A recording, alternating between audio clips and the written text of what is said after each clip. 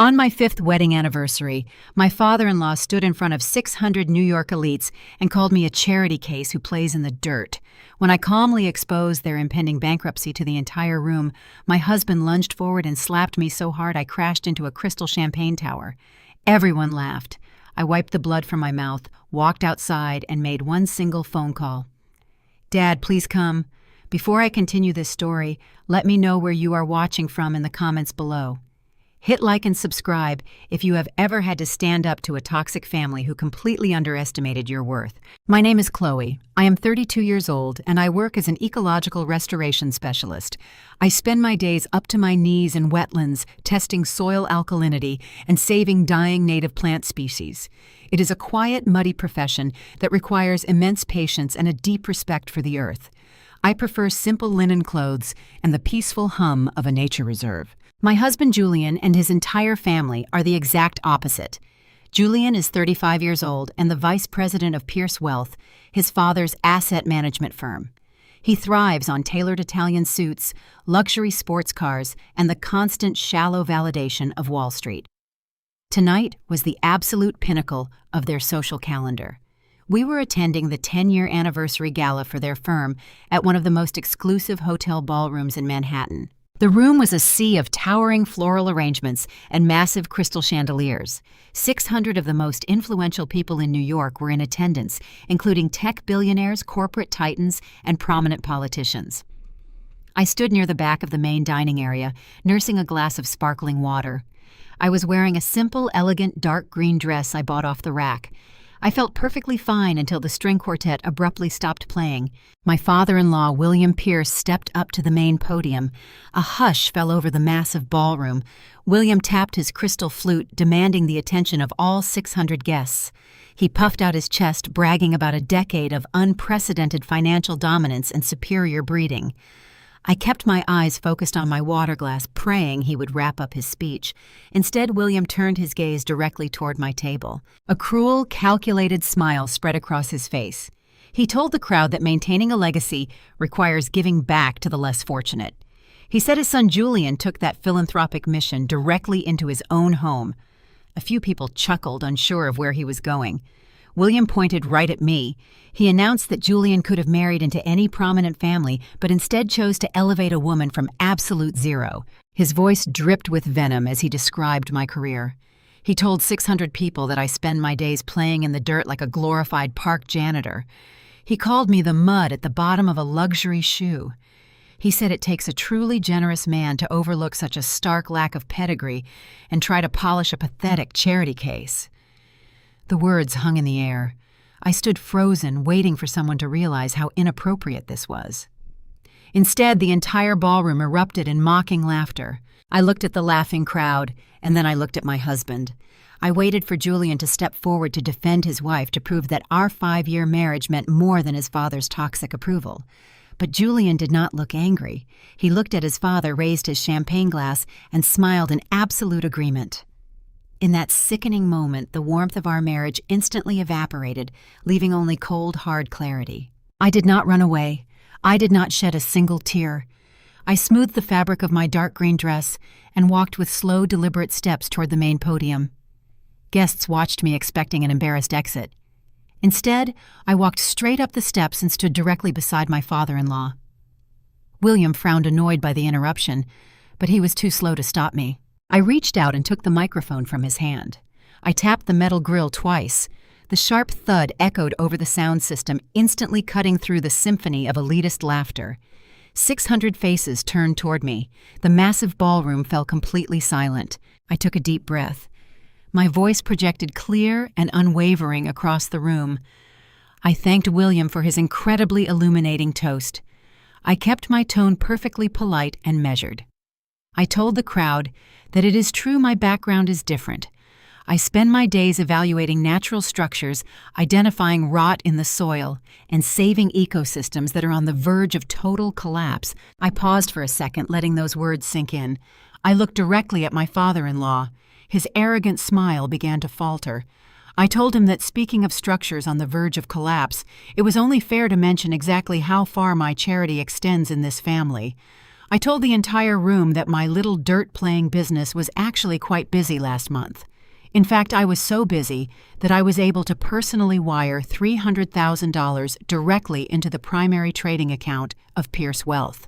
A collective gasp rippled through the front tables. I did not break eye contact with William. I raised my voice, ensuring every single investor and politician could hear me. I announced that $300,000 of my hard-earned dirt-digging money was wired just in time to cover a massive margin call. I explained that their supposedly superior firm was exactly 48 hours away from defaulting on a highly leveraged commercial position and facing a brutal bank foreclosure. I told William he was absolutely right. I do fix crumbling foundations, and I just saved his from total bankruptcy. The heavy silence that followed was terrifying. It was a suffocating quiet where not a single breath could be heard. Then the whispering began. It started like a low hiss spreading rapidly from table to table. Corporate titans who had trusted William with their millions suddenly looked at him with intense suspicion and deep fear. Investors leaned into each other, exchanging panicked glances. William stood frozen at the podium, all the color drained from his face, leaving his skin a sickly pale gray. His jaw hung slightly open, completely stripped of his previous arrogance. I had dropped a bomb on his fake empire, and the fallout was instantaneous. I turned my gaze away from William and looked at my husband. Julian was physically shaking. His carefully constructed image of Wall Street superiority was completely shattered right before his eyes. For a man who lived entirely for the validation of the upper class being exposed as a financial failure saved by his working-class wife was the ultimate emasculation. The wealthy peers he desperately wanted to impress were now looking at him with pity and intense disgust. His face turned a violent shade of red. The veins in his neck bulged against his expensive silk collar. He let out a primal roar of rage. He screamed at me to shut my mouth, his voice cracking with pure fury. Julian charged across the ballroom floor. Guests scrambled out of his way, pulling their chairs back to avoid his blind rage. I stood my ground, refusing to show any fear. He closed the distance between us in seconds. I thought he would grab the microphone or yell in my face. I never expected the absolute violence that followed. Julian lunged forward, shifting his weight, and swung his right arm with all his strength. His open palm struck the side of my face with a sickening crack that echoed through the silent ballroom. The force of the blow was staggering. A burst of white light exploded in my vision, and the metallic taste of blood instantly flooded my mouth. The impact lifted my feet off the floor. I spun backward, completely out of control. Directly behind me stood a massive 10-tier champagne tower glowing under the ballroom spotlights. I crashed heavily into the display. Hundreds of crystal glasses shattered in a spectacular explosion of glass and expensive vintage champagne. The sharp shards rained down around me as I collapsed onto the soaking wet marble floor, entirely surrounded by the wreckage of their perfect celebration. The sharp sting of broken crystal sliced through the thin fabric of my dark green dress. Champagne soaked my skin, mixing with the blood pooling in my mouth. I lay there for a fraction of a second, staring up at the vaulted ceiling. The silence in the ballroom was absolute. Not a single person stepped forward. 600 elite guests simply watched me bleed. I pushed myself up onto my hands and knees, ignoring the sharp glass digging into my palms. My ears rang from the force of the slap, but my vision remained completely clear. I looked toward the front tables to see my marital family. My mother-in-law, Victoria, stood there, her hand covering her mouth as a sharp, cruel laugh escaped her lips. She found my physical humiliation genuinely entertaining. Beside her, my sister-in-law Sloane giggled openly, pointing a manicured finger at my ruined dress. But it was my brother-in-law Marcus who truly chilled my blood. The brilliant Harvard corporate lawyer did not smile or flinch. Marcus simply raised his glass of expensive bourbon, took a slow, deliberate sip, and watched me with absolute cold detachment. His sharp legal mind was already calculating how to use this incident to their advantage. He felt zero empathy for a woman bleeding on the floor. In that truly sickening moment, surrounded by shattered glass and cruel stares, the last fragile thread of my marriage completely snapped. I forced myself to stand. Champagne dripped from my ruined dress, pooling on the cold marble floor. I did not rush to clean myself up, and I absolutely refused to wipe the blood from my mouth. I wanted every single person in that room to see exactly what Julian had done. I picked myself up from the wreckage and looked my husband dead in the eye. He was breathing heavily, his fists clenched, still trying to project power, but the slight tremor in his hands betrayed his rising panic. I turned my back on him. I kept my head held high, forcing every single elite guest to step aside and clear a path for me. The heavy wooden doors of the ballroom swung shut behind me, instantly cutting off the suffocating whispers and the cruel laughter. The grand corridor of the hotel was deserted. I left a trail of wet footprints and shattered crystal behind me.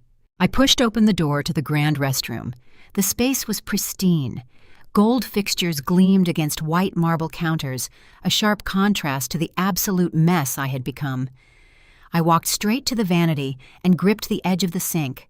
I stared at my reflection. A dark purple bruise was already blossoming across my left cheekbone. My lip was split and swelling rapidly. My carefully styled hair hung in wet, matted strands against my neck. I looked like a broken woman. But looking at that bruised face, I did not feel broken. I felt a terrifying, absolute sense of freedom. For 10 years I had played the role they assigned me. I had been the quiet, unassuming wife who smiled through the endless insults and swallowed the disrespect. I had hidden my true identity to prove I could be loved for my character and my hard work, not for the billions attached to my last name. Tonight, Julian proved that my experiment in living a normal life was a complete failure. He did not love me. He only loved the control he thought he had over me. I reached into the small pocket of my ruined green dress and pulled out my phone. The screen was severely cracked from the fall into the champagne tower, but it still worked. I opened my contacts. I scrolled past the environmental contractors, the soil labs, and the nature reserves. I scrolled past Julian, Victoria, and Sloan. I stopped at a number I had not dialed in a decade. It was a number belonging to a man whose very name commanded fear and absolute respect in the highest echelons of Wall Street. My thumb hovered over the shattered glass of the screen. Calling this number meant the end of my quiet, peaceful life. It meant unleashing a ruthless force that would completely obliterate the fragile world Julian and his arrogant family had built. It meant returning to the massive empire I had walked away from. I looked at my bruised face one last time. I pressed the call button and raised the phone to my ear. The line rang only once. It did not go to an assistant. It did not go to a secretary. A deep, commanding voice answered immediately. It was the voice of a man who controlled $80 billion and countless lives. He only said one word: Chloe. I closed my eyes. The 10 years of distance between us vanished in an instant. I did not cry. I did not explain the gala or the slap or the humiliation I had just endured. I took a steady breath and spoke only 3 words. Dad, please come. The line went dead. He did not ask questions. He did not need details. The architect of the most powerful private equity firm in New York was coming, and my husband had absolutely no idea what he had just unleashed. I left the hotel through the service exit to avoid the valet staff.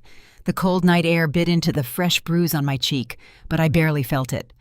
I hailed a passing taxi, sliding into the back seat and giving the driver the address of the historic estate I had shared with Julian for the past 5 years. The house was a stunning piece of late 19th century architecture. I had personally spent 2 years restoring its original mahogany trim and repairing the structural foundation with my own money. The taxi pulled away, leaving me standing alone on the pristine brick driveway. I walked up the front stone steps and reached for the electronic keypad governing the heavy oak door. I punched in the 6-digit code we always used. A harsh red light blinked back at me. Access denied. I tried again, pressing the numbers firmly. The red light flashed a second time, followed by a sharp, automated beep. Julian had moved much faster than I anticipated. He wanted to lock me out, completely separating me from my passport, my financial documents, and every personal belonging I owned. They thought they could leave me shivering on the porch, like a discarded stray, but they forgot who actually restored this house. I turned away from the front door and walked down the narrow side path, slipping past the manicured hedges. I made my way toward the rear of the estate, where the original foundation met the sloping garden. During the restoration, I had insisted on preserving an old basement utility window. Julian had demanded it be sealed with concrete, but I convinced the contractors to install a reinforced latch that could be bypassed if you knew the exact pressure point to strike. I knelt in the damp soil, ruining my silk dress even further. I reached under the cast iron grate, feeling for the hidden mechanism. My fingers found the cold steel lever. I pressed upward with my thumb and applied my weight against the frame. The old hinges groaned in protest, but gave way. The small window swung inward, revealing the pitch-black basement. I slipped through the narrow opening, dropping quietly onto the concrete floor below. I climbed the wooden basement steps in total silence. My bare feet made no sound against the polished oak floors. The house was completely empty, but it felt entirely alien to me. I marched straight up the grand staircase toward the master bedroom. I only needed my passport, my private hard drive, and a change of clothes before my father arrived. I pushed open the heavy double doors of the master suite and stepped inside. The soft moonlight filtered through the sheer curtains, illuminating a scene of absolute disrespect. Lined up against the far wall were 6 heavy-duty black trash bags. They were bulging and haphazardly tied. My simple linen blouses, my tailored work trousers, and my favorite field jackets were stuffed into the garbage like worthless refuse. Julian had not packed my things. He had thrown them away. He wanted to erase my presence from this house as quickly and brutally as possible. I walked over to the bags, feeling a surge of cold, clinical anger rather than sorrow. As I pulled a dark sweater from the plastic bag, my eyes drifted toward our king-sized bed. The heavy white duvet was pulled back. I stepped closer, noticing a splash of vibrant color resting near the pillows. It was a piece of bright red lace lingerie. It was small, delicate, and completely foreign to me. I stared at the garment lying casually on the bed where I had slept for the past 5 years. The final reality of my marriage locked into place. Julian was not just a financial failure and an abusive husband. He had been carrying on an affair right here in our own home. He brought another woman into the space I had painstakingly restored. He let her sleep in our bed while I was out working in the dirt to save his arrogant family from financial ruin. I picked up the red lace between my thumb and index finger. It felt cheap. The sheer audacity of his betrayal was staggering. He wanted me out tonight not just to punish me for humiliating his father at the gala, but because he planned to bring this woman back to our home. I dropped the lingerie back onto the pillows. I calmly pulled off my ruined green gown, letting the torn, blood-stained silk pool around my ankles. I pulled on a pair of dark jeans and a heavy sweater, relishing the warmth of the dry clothing. I was ready to leave this toxic prison forever, but the night was far from over. Before I could take a single step toward the hallway, a sharp mechanical sound echoed from the ground floor. The electronic deadbolt on the front door whirred and clicked, heavy brass tumbling out of the locking mechanism. The heavy oak door swung open, hitting the entryway wall with a loud thud.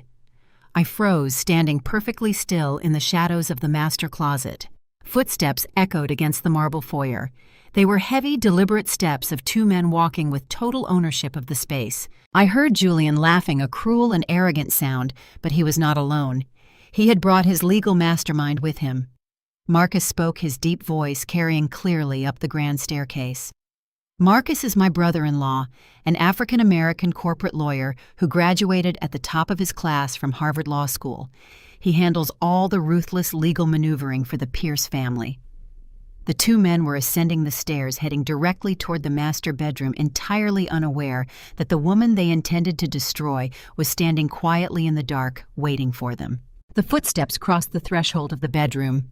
The harsh glare of the overhead lights flickered on, instantly banishing the soft moonlight.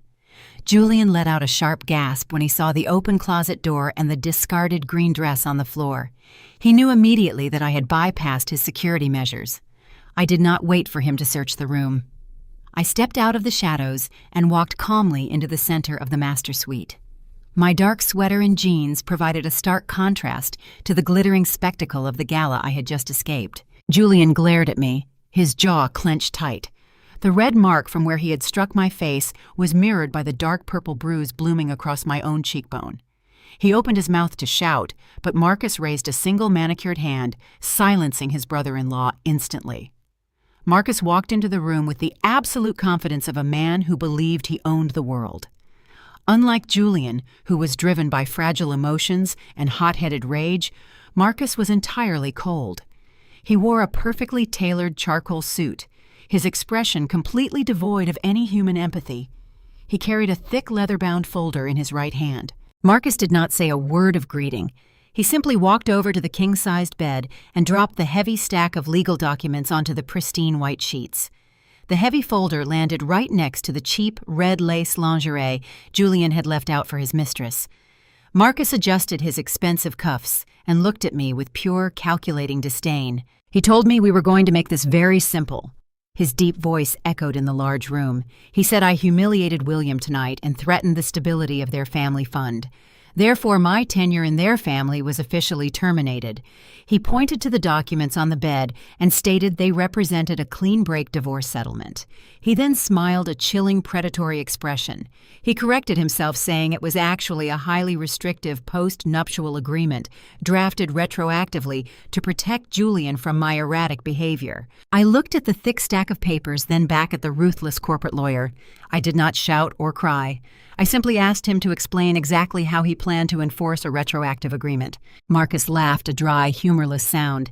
He relished the opportunity to dismantle an opponent. He stepped closer to the bed, tapping the leather folder with a long finger. He told me that his Harvard law degree was not just a piece of paper on a wall. It was a weapon, and he had been using it against me for the past 18 months. Marcus explained that he had been acting as Julian's fiduciary counsel. He told me I made a critical error when I deposited my hard-earned savings into our joint marital accounts. Using his sharpest legal jargon, Marcus detailed his brilliant strategy. He bragged about how a mind trained at Harvard could easily outsmart a woman who plays with dirt for a living.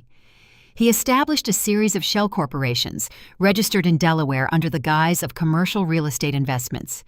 Every dollar I earned from my ecological restoration business, every single wire transfer I made from my soil testing contracts was systematically routed into those holding companies. He executed a series of strategic internal loans that intentionally defaulted on paper. My mind raced as I processed the sheer magnitude of their financial betrayal. They had not just planned to divorce me, they had been actively stealing from me for over a year. I stared at Marcus, forcing him to reveal the rest of his malicious strategy. I asked him where the liquidity went. Marcus did not show a single hint of remorse. He proudly stated that the money did not vanish.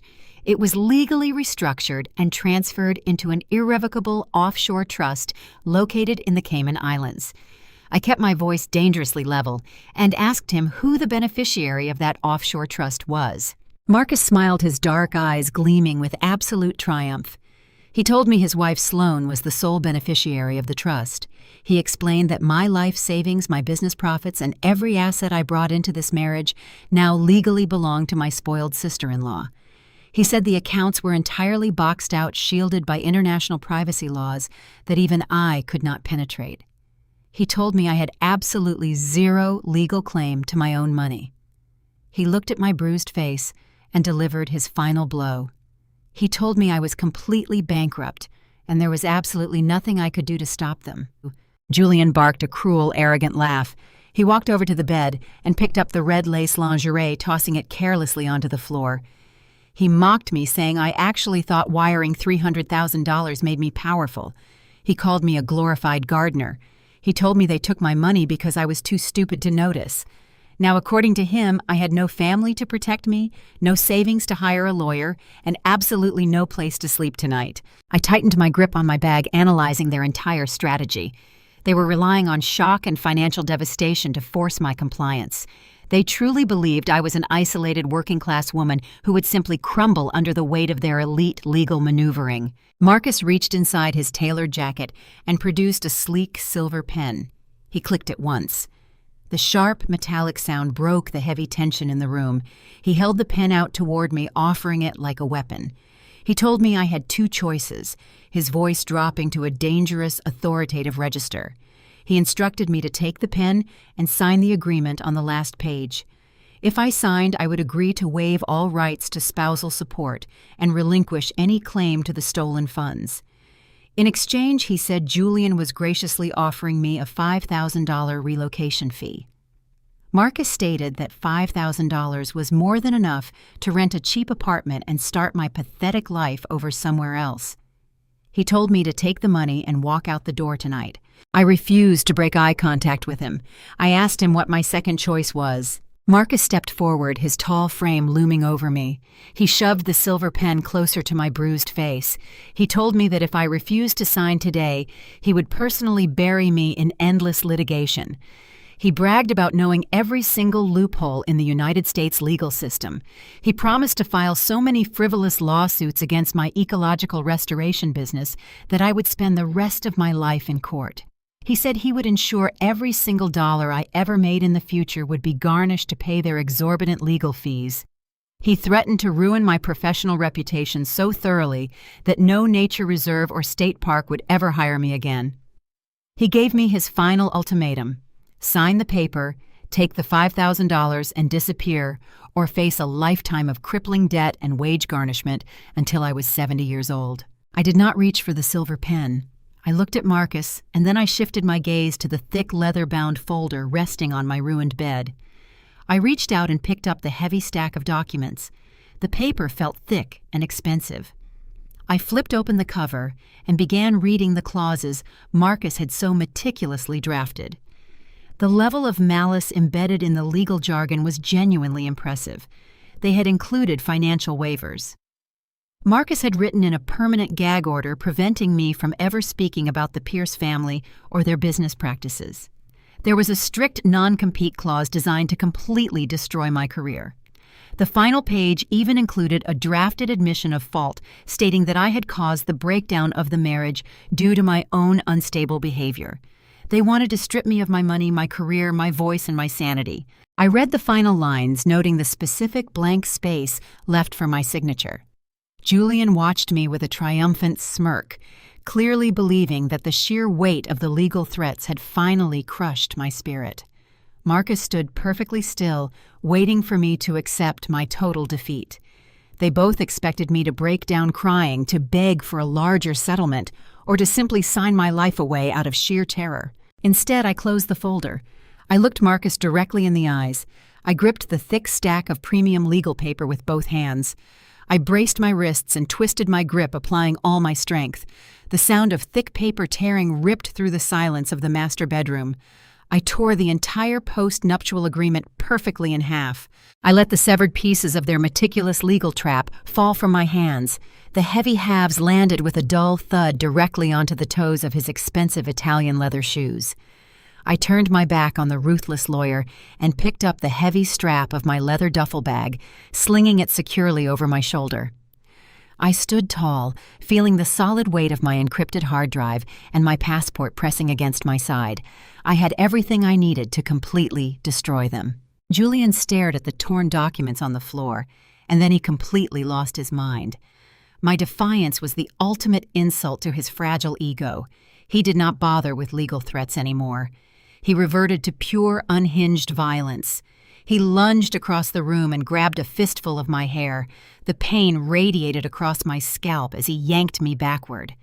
I stumbled, struggling to keep my balance, as he dragged me out of the master suite and toward the grand staircase. Marcus followed behind us at a leisurely pace, watching my violent eviction with clinical satisfaction. Julian dragged me down the polished wooden stairs, my boots scraping against the steps.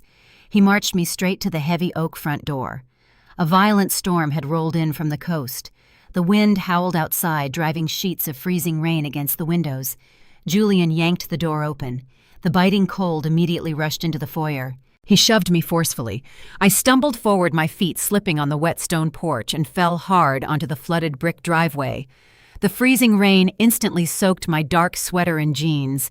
I pushed myself up, shivering uncontrollably as the icy downpour battered my bruised face. I turned to look back at the house I had restored. Julian and Marcus stood shoulder to shoulder on the dry, sheltered porch. They were looking down at me and laughing. It was a cruel, echoing sound that competed with the roaring thunder. Julian yelled over the storm, telling me to enjoy my new life in the gutter. He mocked me, asking if my dirt-playing friends were going to come rescue me. Marcus simply adjusted his expensive suit jacket, a smug smile plastered across his face. They truly believed I was a helpless stray dog they had successfully kicked to the curb. I stood alone in the dark, gripping my leather bag, entirely surrounded by the freezing storm. But I did not beg, and I did not run. I just waited. Suddenly, the pitch-black darkness of the wealthy neighborhood was pierced by a blinding set of LED headlights. The intense white beams cut through the driving rain, sweeping across the flooded pavement. It was not just one vehicle. A massive fleet of 4 identical bulletproof black Cadillac Escalades emerged from the storm. They drove in perfect, menacing synchronization. The heavy luxury vehicles glided smoothly up the street, their tires hissing against the wet asphalt. They pulled up to the curb and came to a seamless halt directly in front of me, completely blocking the driveway. The heavy engines idled with a low, powerful hum that vibrated through the ground beneath my feet. The synchronized arrival of these massive vehicles was not a coincidence. It was a calculated display of absolute precision and terrifying resources. On the porch, the laughter abruptly stopped. Julian and Marcus stepped forward, drawn by the sudden, blinding illumination of the street. Julian scoffed, shouting over the rain, assuming it was just a lost motorcade making a wrong turn in his exclusive neighborhood. Marcus narrowed his eyes, his sharp legal mind trying to process the highly unusual disruption. The rear door of the lead Escalade swung open. A man in a pristine dark suit stepped out into the freezing rain. He opened a massive black umbrella, holding it steady with military discipline. He turned and extended his free hand toward the dark interior of the vehicle. Then my father stepped out. Jonathan Sterling moved with the kind of effortless authority that cannot be bought or faked. He wore a charcoal overcoat over a bespoke midnight blue suit. He did not rush. He did not look around the neighborhood with the desperate curiosity of a man trying to gauge his social standing. He already owned the world, and his posture demanded immediate submission from everything around him. He walked toward me, his expensive leather shoes stepping directly into the freezing puddles without a single moment of hesitation. The security guard kept the umbrella perfectly centered over his head, shielding him from the violent storm. Jonathan stopped 2 feet in front of me. The icy rain was instantly blocked by the wide canopy of the black umbrella. My father looked at my soaked clothes, my shivering frame, and the dark purple bruise blooming on my cheek. The muscles in his jaw clenched tight. A terrifying, silent fury radiated from him so intensely that the air around us seemed to freeze.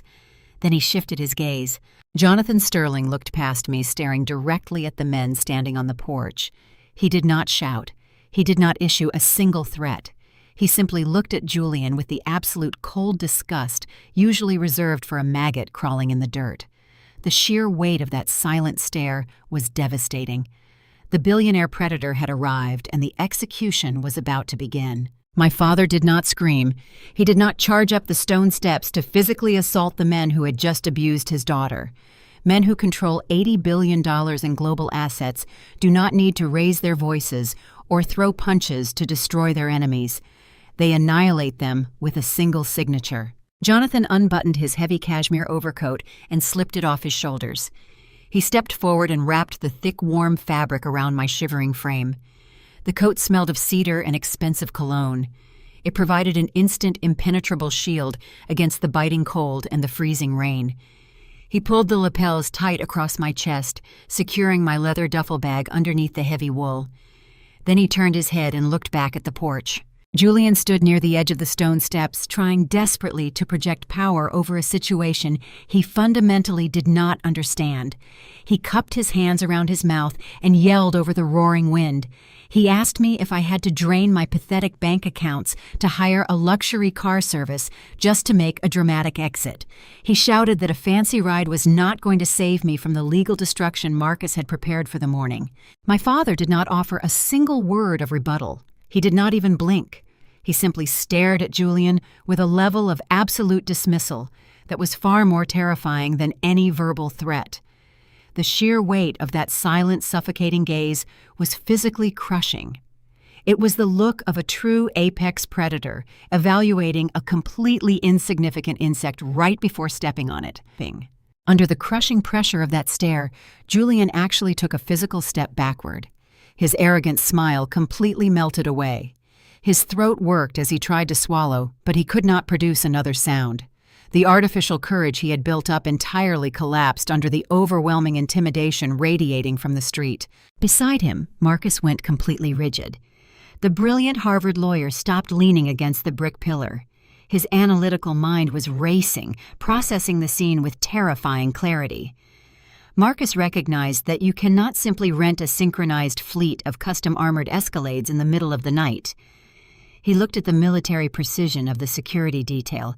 He looked at the bespoke tailoring of my father's suit. A sudden, visceral dread began to pool in the pit of Marcus's stomach. He realized they were not looking at a hired actor or a desperate friend. They were looking at sovereign, unrestricted power. My father placed a firm, protective hand on my back and guided me toward the open door of the massive vehicle. I climbed into the warm, illuminated leather interior. Jonathan slid in right beside me, taking the seat next to mine. The security guard closed the heavy armored door. It shut with a deep, resonating thud that instantly cut off the howling wind and the freezing rain. The cabin was completely silent, incredibly warm and perfectly secure. Without a single command being spoken, the convoy began to move. The 4 massive vehicles accelerated smoothly, their tires hissing against the flooded asphalt as they glided away from the curb in perfect unison. I looked out the dark-tinted window as we drove away. Julian and Marcus were left standing alone on the cold, wet stone porch of the house I had spent years restoring. They were shrinking rapidly into the distance, looking incredibly small and entirely insignificant against the dark backdrop of the violent storm.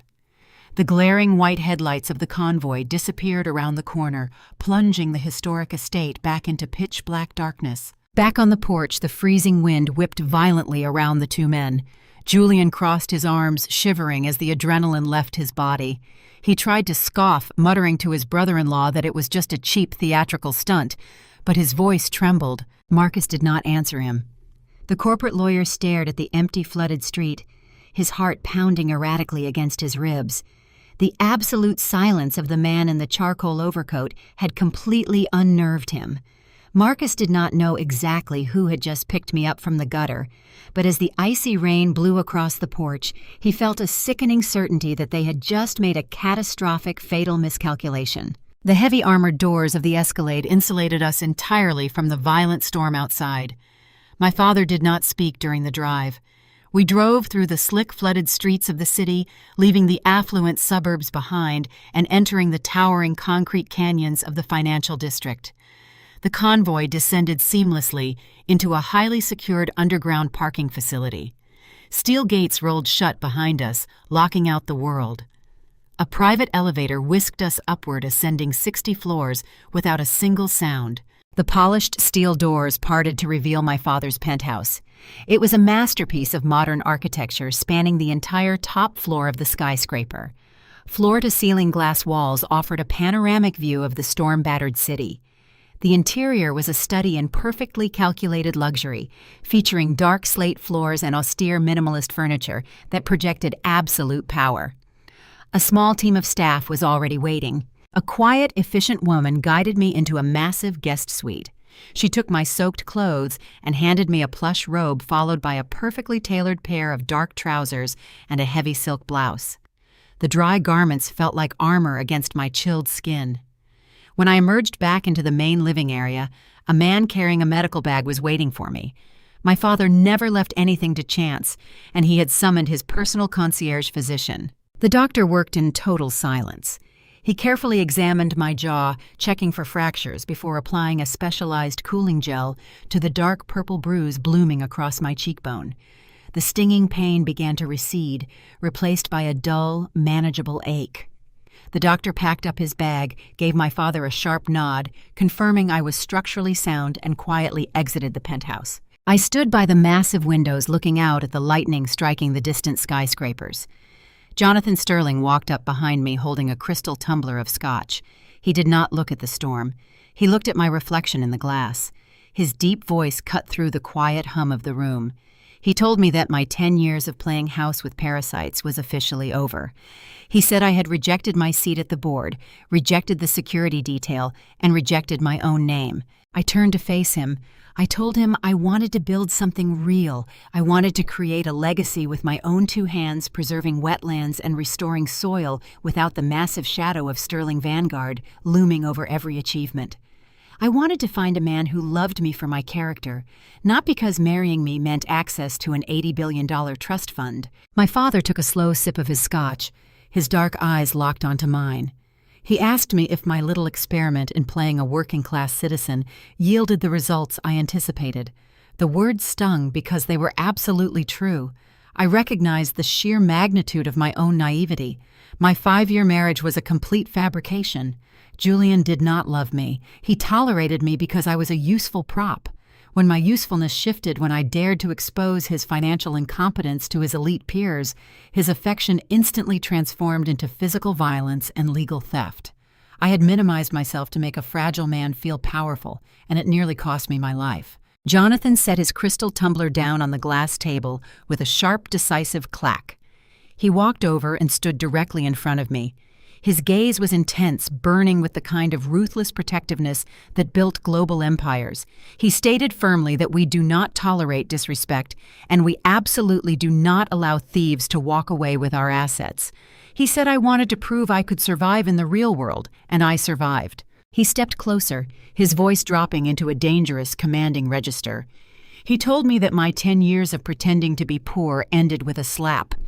He said survival is for the weak. The Sterlings do not survive. We conquer. He stepped back and walked over to his heavy mahogany desk. He picked up a sleek silver pen and placed it next to a thick leather-bound contract. He told me the position of Senior Vice President of Sterling Vanguard had been empty for 3 years because he was holding it for me.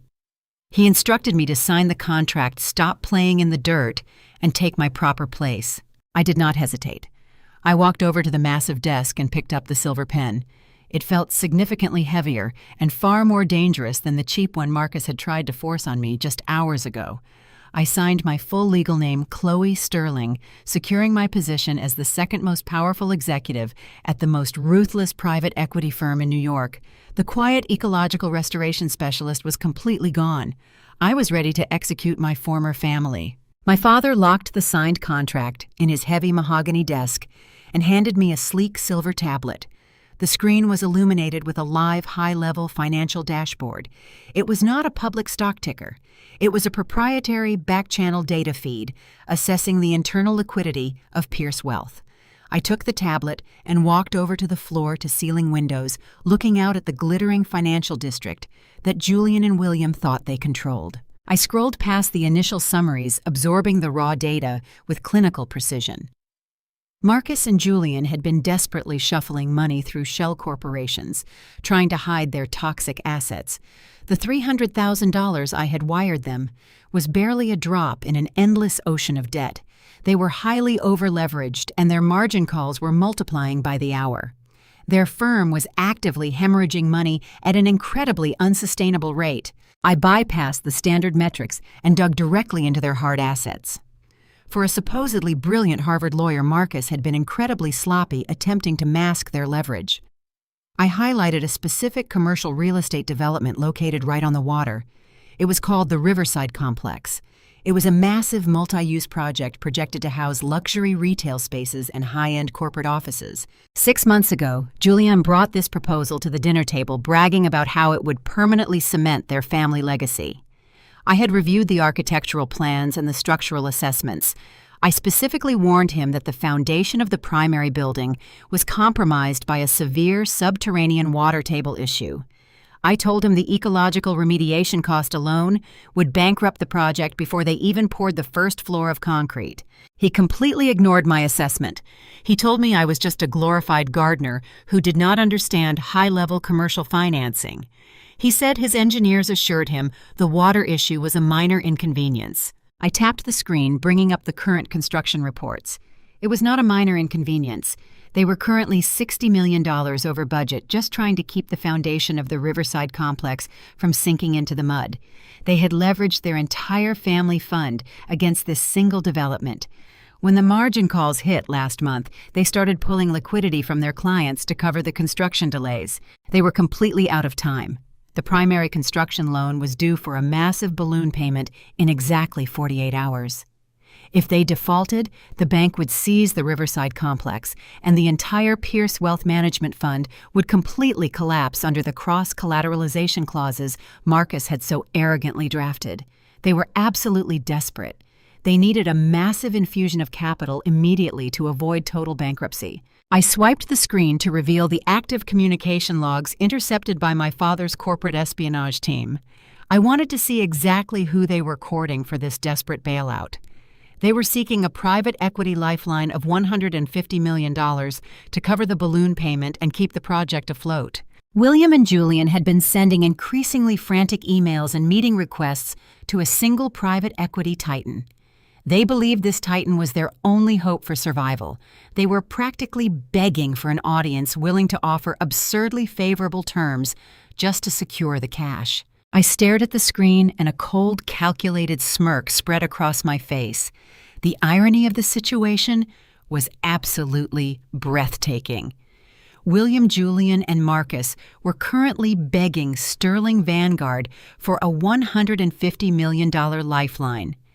They had absolutely no idea that the woman they just locked out in the freezing rain was now the senior vice president of the very company they were relying on to save their lives. I did not want to crush them with a simple phone call to the regulatory boards.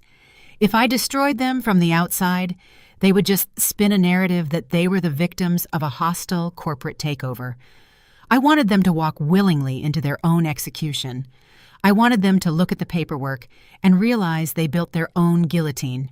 I opened the executive scheduling application on the tablet.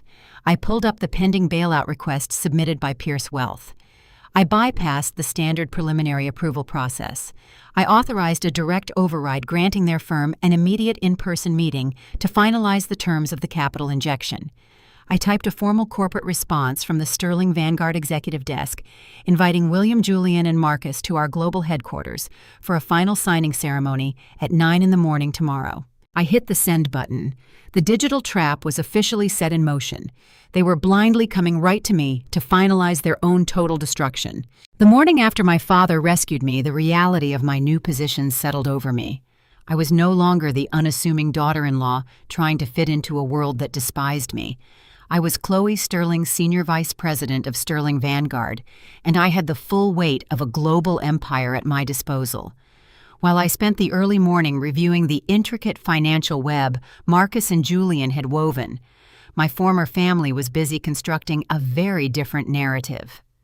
Oblivious to the true identity of the woman they had locked out in the rain, Victoria and Sloan launched a coordinated and vicious smear campaign across their elite social circles. My phone, which I had kept active specifically to monitor their behavior, began buzzing with forwarded messages and screenshots from former acquaintances.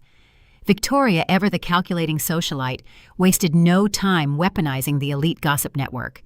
She played the part of the devastated, betrayed mother-in-law to perfection. According to the posts she circulated, I had been systematically embezzling funds from Julian's personal accounts for years. The story she spun painted me as a manipulative gold digger who had feigned a simple working-class background only to bleed her son dry. Sloan, eager to participate in my destruction, added her own venomous details to the narrative. She gleefully told anyone who would listen that the reason I had disappeared so quickly after the gala was because I had a secret benefactor waiting in the wings. She described the fleet of black Escalades that had arrived to pick me up, twisting the arrival of my father's security detail into a scandalous affair. Sloan claimed that I had run off with a wealthy, older sugar daddy, abandoning my marriage the moment my embezzlement was discovered. The sheer audacity of their lies was breathtaking. They were banking on my silence, assuming I was too impoverished and humiliated to defend myself against their combined social influence. They wanted to destroy my reputation so thoroughly that I could never show my face in New York again. Julian was likely reveling in his perceived victory, confident that he had completely neutralized the threat I posed. I stared at the vicious text messages, analyzing the pathetic arrogance behind them. I did not feel the crushing despair they intended to inflict. Instead, their petty vindictiveness only solidified my resolve to execute the financial dismantling I had planned. I did not reply to a single message. I did not issue a public statement or offer them the satisfaction of knowing they had provoked a reaction. Silence in this instance was the most terrifying response I could give. I set my phone face down on the heavy mahogany desk in my new office at Sterling Vanguard. I turned my attention back to the sleek silver tablet displaying the comprehensive financial data of the Pierce family. My father's intelligence team had compiled a meticulous dossier on Victoria's social standing. They recognized that her power in those elite circles was entirely dependent on her position as the president of the highly exclusive Heritage Country Club. It was the absolute center of her entire identity. The country club, like many elite institutions, relied heavily on discreet commercial financing to maintain its pristine golf courses and lavish dining facilities. I pulled up the debt structure for the club. They had recently undertaken a massive multi-million-dollar renovation funded by a substantial line of credit from a regional bank. That line of credit was currently active, and the debt was bundled into a larger commercial portfolio. I pressed a button on the intercom, connecting me directly to the acquisitions team standing by in the financial war room. I instructed them to initiate the immediate purchase of the entire debt portfolio holding the Heritage Country Club's line of credit. I told them to pay whatever premium was necessary to secure it within the hour. The maneuver was swift, aggressive, and entirely legal. Within 20 minutes, the acquisition was finalized. Sterling Vanguard was now the primary debt holder for the institution that served as the very foundation of Victoria's social empire. I smiled, a cold, calculated expression mirroring my father's. Victoria believed she controlled the narrative within the walls of that club. She had absolutely no idea that I now owned the walls themselves. While I sat in the executive suite dismantling their entire financial ecosystem, Victoria and Sloane decided to celebrate my sudden disappearance. They walked into the most exclusive luxury boutiques in Manhattan, with their heads held high, acting like they had just won a war. They spent the entire morning drinking complimentary champagne and parading around the velvet-lined showrooms, gloating to anyone who would listen about how they finally took out the trash. They entered the flagship designer store on Fifth Avenue to finalize their victory lap. Sloane immediately gravitated toward a massive diamond-encrusted Rolex, fastening the heavy gold band around her wrist and admiring her reflection. Victoria demanded the staff bring out their most exclusive inventory, eventually settling on a rare crocodile leather handbag that cost more than most people make in a decade. They walked up to this polished glass checkout counter, their arms laden with premium luxury goods. The immaculately dressed sales associate tallied the staggering total. The final bill came out to $200,000. Victoria did not even flinch. She reached into her designer purse and pulled out the heavy metal corporate credit card tied directly to Pierce Wealth. She placed it on the glass counter with a haughty, arrogant smile, expecting the usual fawning admiration from the retail staff. The associate swiped the heavy metal card through the payment terminal. A sharp, loud error beep echoed through the quiet luxury boutique. The digital screen on the terminal flashed a bright, glaring red. The word "declined" stretched across the display. Victoria scoffed, waving her manicured hand dismissively. She loudly declared that it was just a security hold because she was making such a large, fabulous purchase. She dug into her purse again and produced her personal platinum card, sliding it across the counter with a heavy sigh of theatrical annoyance. The associate swiped the second card. The machine let out another sharp, unforgiving beep. The screen flashed bright red once again. Declined. The arrogant smile completely vanished from Victoria's face. A cold, creeping sensation of dread began to crawl up her spine. Sloane stopped admiring her new watch and stepped closer to the counter, her brow furrowing in confusion. Victoria frantically emptied her entire wallet onto the glass counter, handing over a third, then a fourth credit card. Every single piece of plastic she offered was met with the exact same harsh electronic rejection. The flashing red screens illuminated her growing panic. The atmosphere in the exclusive boutique shifted immediately. The hushed, respectful silence of the luxury store was instantly replaced by the sharp whispers of other wealthy patrons. Elite society women who had just been listening to Victoria brag were now turning their heads, watching the Pierce family matriarch fail to cover her own shopping bill. The sales associate looked at Victoria with a mixture of pity and thinly veiled disdain, quietly asking if there was an alternate method of payment she would like to provide. Victoria snatched her useless cards off the counter, her hands shaking violently. Her face flushed a deep, humiliating shade of crimson. She abandoned the rare handbag and the diamond watch on the glass, grabbing Sloane by the arm and dragging her away from the judging eyes of her peers. She practically ran to a secluded corner of the boutique, her breath coming in short, panicked gasps. She pulled out her phone and frantically dialed Julian's private number, desperate for her son to fix this highly embarrassing banking error. She pressed the phone tightly to her ear, listening to it ring over and over again. It went straight to a generic automated voicemail. Julian was not answering. The financial execution had officially begun, and they were completely locked out of their own money. Across town in his corner office, overlooking the financial district, Marcus was meticulously preparing the legal binders for their 9 o'clock meeting. He was adjusting his silk tie, completely convinced that his Harvard education and aggressive legal maneuvering had secured the $150 million bailout. He sat at his desk and logged into the primary banking portal to verify their remaining liquidity before heading to the Sterling Vanguard headquarters. He typed in his administrative credentials and hit enter. The screen buffered for a fraction of a second before flashing a stark white error message. Access denied. Account frozen by federal mandate. Marcus frowned, his fingers flying across the keyboard as he tried to bypass the error. He tried the offshore routing numbers. Frozen. He tried the emergency holding accounts. Frozen. A cold sweat broke out across his forehead.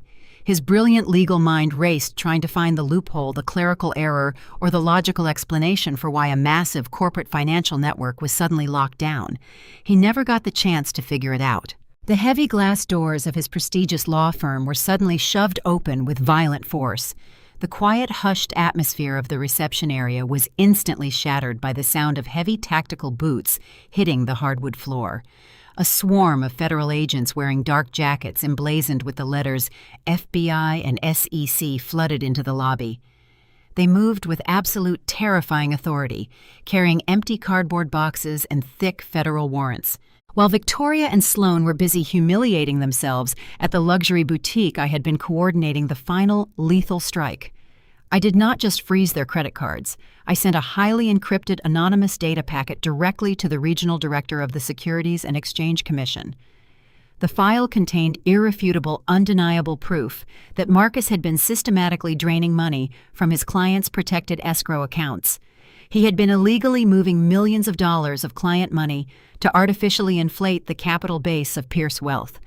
It was a massive scheme of textbook federal wire fraud, and he had left a clear digital paper trail. Marcus stood up from his desk, his heart hammering against his ribs, as the federal agents stormed into his private office. The lead agent did not ask for permission to enter. He simply walked in, slammed a federal search warrant onto the pristine glass desk, and ordered Marcus to step away from the computer immediately. For the first time in his entire life, the arrogant, highly educated corporate lawyer was completely speechless. His Harvard brain entirely short-circuited. He opened his mouth to argue, to cite case law, to threaten them with endless litigation, but absolutely no words came out. The crushing reality of his total destruction hit him all at once. The federal agent grabbed Marcus by the shoulder, spun him around, and pressed him against the glass wall of his own office. Right there in the open lobby, in full view of his terrified staff and junior partners, the agent loudly read Marcus his Miranda rights. The heavy steel handcuffs clicked sharply around his wrists, locking tight. The brilliant, ruthless lawyer who had threatened to bury me in endless debt just hours ago was now being dragged out of his own building in disgrace, facing decades in a federal penitentiary. Julian and his father, William, sat at the center of the massive, polished obsidian table. The executive boardroom at Sterling Vanguard was a masterpiece of intimidating corporate architecture.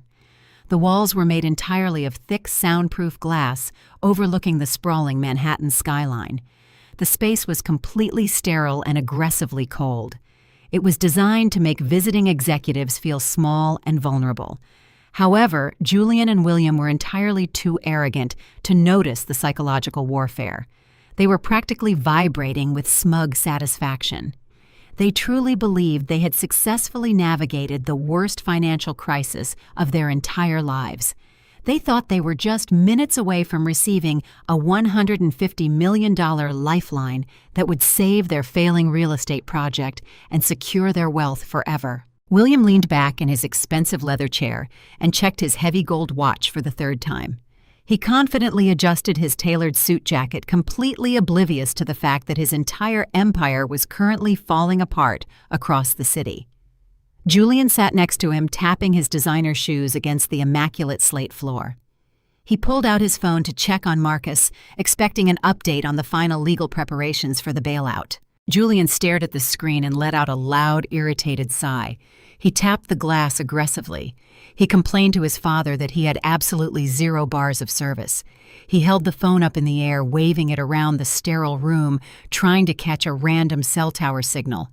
William pulled out his own phone and frowned, noticing the exact same dead screen. He muttered angrily about the pathetic technological infrastructure of the building, completely unaware that the structural design was highly intentional. They did not realize they were sitting inside a state-of-the-art signal-blocking cage.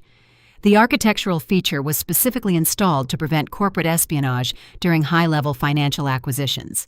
It also served a secondary, far more devastating purpose this morning. The impenetrable barrier completely severed their connection to the outside world. Because their screens were completely dead, Julian could not receive the panicked, hysterical voicemails from his mother, whose credit cards were just declined at the luxury boutique. William could not receive the frantic emergency alerts from his junior partners detailing the massive federal raid currently happening at their law firm. They were entirely isolated inside the glass box, cut off from the reality of their own total destruction. They sat in the quiet, perfectly climate-controlled room, arrogantly complaining about poor cellular reception, while they eagerly waited for their executioner to walk through the door. The heavy, soundproof door of the executive boardroom finally unlatched with a sharp mechanical click. Julian and William instantly sat up straight, plastering eager, sycophantic smiles across their faces. They expected to see a team of elderly, traditional white men in gray suits walking in to hand them a massive check. They were completely unprepared for what actually happened. I walked into the room. I was no longer wearing the simple sweaters and faded jeans they were used to. I wore a razor-sharp charcoal gray Armani power suit that projected absolute authority. My posture was uncompromising. I did not walk in alone. I was flanked by a phalanx of 5 highly intimidating corporate attorneys, all carrying thick leather briefcases and projecting an aura of total legal devastation. Julian stared at me, his eager smile instantly melting into an expression of sheer, unadulterated outrage. His fragile ego could not process the image of me standing in a place of power. He slammed his hand on the obsidian table and stood up. He pointed a shaking finger at me and started yelling, his voice echoing off the glass walls. He demanded to know how I got past the lobby security. He actually laughed a cruel, mocking sound and asked if I had stalked him to the Sterling Vanguard building, just to beg for my pathetic relocation fee. He ordered me to get out of the boardroom immediately, telling me to go back to the kitchen and fetch the real executives their coffee before he had me arrested for trespassing. I did not flinch. I did not raise my voice. I simply walked to the head of the massive table, the designated seat of absolute authority. I reached into my tailored jacket pocket and pulled out a single heavy stock business card. The card was thick, embossed with gleaming silver foil, and carried the undeniable weight of the Sterling Empire. I tossed it casually across the polished obsidian surface. It slid smoothly across the table and stopped directly in front of Julian. He looked down, his arrogant sneer still plastered on his face. He read the silver lettering. Chloe Sterling, Senior Vice President, sole heiress to the Sterling Vanguard Global Trust. I watched the exact moment his reality completely shattered. The arrogant sneer vanished, replaced by a horrifying, suffocating realization. The blood drained entirely from his face, leaving him a sickening shade of pale gray. His jaw went completely slack. Beside him, William leaned over to read the card. The older man physically recoiled as if he had been struck by lightning. His hands began to tremble violently. A wave of pure, visceral nausea washed over both of them. They looked up at me, their eyes wide with absolute primal terror. They finally understood the magnitude of their catastrophic mistake. They had not just abused a helpless gardener. They had beaten, robbed, and evicted the daughter of the most ruthless billionaire on Wall Street, and now they were locked in a soundproof room with her. The suffocating silence in the soundproof boardroom was finally broken by the sound of my voice. I did not yell. I spoke with a calm, surgical precision that made William physically recoil in his heavy leather chair. I informed them that they did not need to keep checking their dead cell phones. I told them that exactly 20 minutes ago, federal agents from the Securities and Exchange Commission raided their prestigious law firm. I watched the blood drain from their faces as I explained that Marcus was currently sitting in the back of a federal vehicle in handcuffs facing multiple counts of wire fraud for illegally draining his client escrow accounts. Julian started to hyperventilate. He grabbed the edge of the obsidian table, his knuckles turning completely white. He tried to speak to deny it, but only a pathetic, raspy breath escaped his throat. I turned my attention to the leather briefcase handed to me by my lead corporate attorney. I unlatched the heavy locks and pulled out a thick, meticulously bound document. It was not a financial contract. It was a comprehensive environmental soil analysis. I tossed the heavy report onto the table. It landed with a loud final thud right next to my silver business card. I looked directly into Julian's terrified eyes. I reminded him of the dinner conversation we had 6 months ago. I reminded him that he called me a glorified gardener and laughed in my face when I warned him about the severe subterranean water table issues at the Riverside complex. I told him he should have respected my profession. I told him I was never just a gardener. I am a highly accredited ecological restoration specialist, and I know exactly how to identify federally protected environmental zones. Julian stared at the thick report, his entire body trembling violently. I explained that his arrogant engineers did not just overlook a minor water leak. They illegally broke ground on a highly sensitive, federally protected wetland ecosystem. I told him that while he was busy locking me out in the freezing rain, I was personally compiling my entire geological survey. I submitted the undeniable proof directly to the highest regional director of the Environmental Protection Agency. William let out a choked gasp. He clutched his chest, his expensive suit suddenly looking far too big for his shrinking frame. As a veteran of commercial real estate, the older man knew exactly what that federal agency involvement meant for their entire portfolio. I stood tall at the head of the table and delivered the final devastating blow. I informed them that as of 8 in the morning, the federal government officially revoked every single commercial building permit for the Riverside complex. The site is now permanently classified as a restricted ecological preservation zone. No one can ever pour another ounce of concrete on that property. I watched the remaining light completely vanish from Julian's eyes as I told him the current market value of his crowning corporate achievement was now exactly $0. I leaned forward, resting my hands on the polished glass table. I reminded them that their massive construction loan requires a balloon payment of $150 million.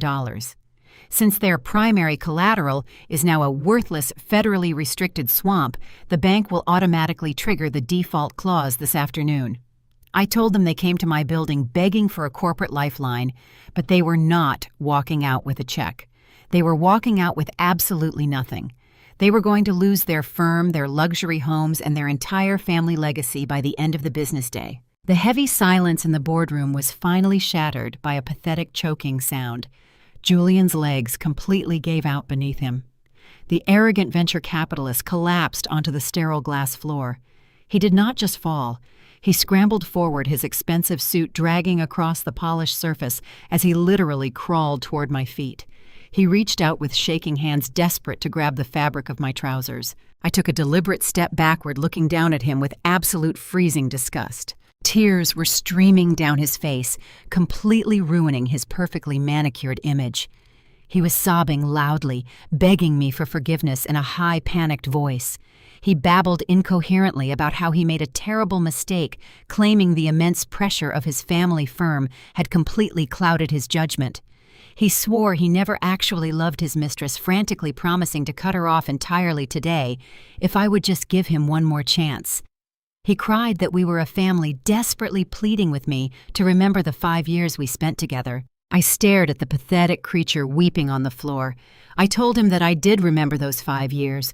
I remembered exactly how he stood on his dry porch and laughed while I was shivering in the freezing rain. I gestured to the lead corporate attorney standing beside me. The lawyer stepped forward and unlatched his heavy leather briefcase. He pulled out a single freshly printed document and let it drift down onto the glass floor, landing right in front of Julian's tear-stained face. I told Julian that the malicious post-nuptial agreement Marcus tried to force on me last night was officially void.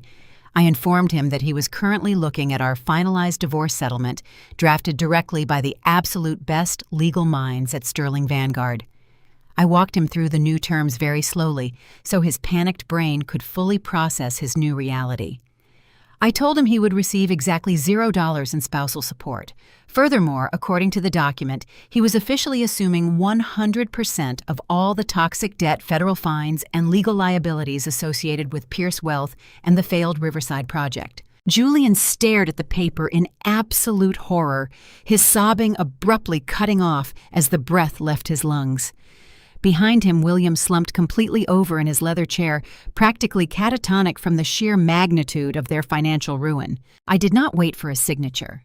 I did not need one because my legal team had already orchestrated the total seizure of their remaining assets.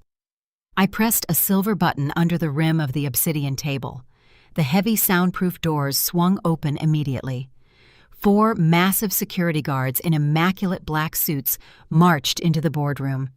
They did not offer a single word of explanation. They simply grabbed William and Julian by the armpits, lifting them violently off the floor. Julian screamed, kicking his designer shoes in the air as they hauled him backward. The guards dragged the screaming, completely ruined men out of the executive suite, hauled them down the elevator, and physically threw them out onto the unforgiving concrete of the Manhattan streets. The corporate execution was finally complete. 6 months later, the dust had completely settled. The once brilliant Harvard lawyer Marcus was no longer wearing custom-tailored suits. He was sitting in a cold concrete cell at a federal penitentiary wearing a standard-issue orange jumpsuit. He was still waiting for his criminal trial to begin. The State Bar Association had permanently revoked his legal license. The man who had threatened to bury me in endless court battles was now facing 20 years in federal prison, entirely unable to even represent himself. The Pierce family empire was completely eradicated. Their luxury estates were repossessed and sold at public auction by the federal government. William and Victoria had relocated to a cramped 1-bedroom apartment on the absolute outskirts of the city, their elite social standing permanently destroyed. Julian, the arrogant venture capitalist who thought he owned the world, was currently employed as a cart pusher at a massive discount retail store. Every single day he walked across the blistering hot asphalt of a concrete parking lot, wearing a cheap neon vest, gathering metal shopping carts just to make the minimum payments on his crushing, insurmountable mountain of debt. I was standing under the bright, warm sun, far away from the sterile glass boxes of the financial district. I was looking out over thousands of acres of pristine, protected wetlands. I stood behind a wooden podium, smiling brightly at the massive crowd gathered for the grand opening of the new Sterling National Nature Reserve. The massive ecological restoration project was fully funded by my family trust, and it was entirely my own design.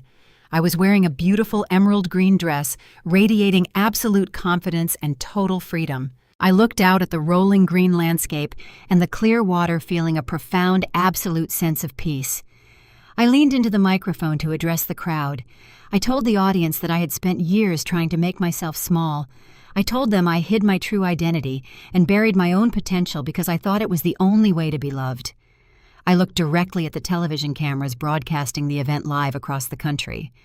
I delivered my final message knowing exactly who might be watching on a cheap break room television. I told the crowd that you must never shrink yourself to protect the fragile ego of a terrible man. I said you must embrace your true power without a single ounce of apology. I smiled at the cameras knowing I had finally won. You were not put on this earth to simply survive. You were born to rule your own kingdom.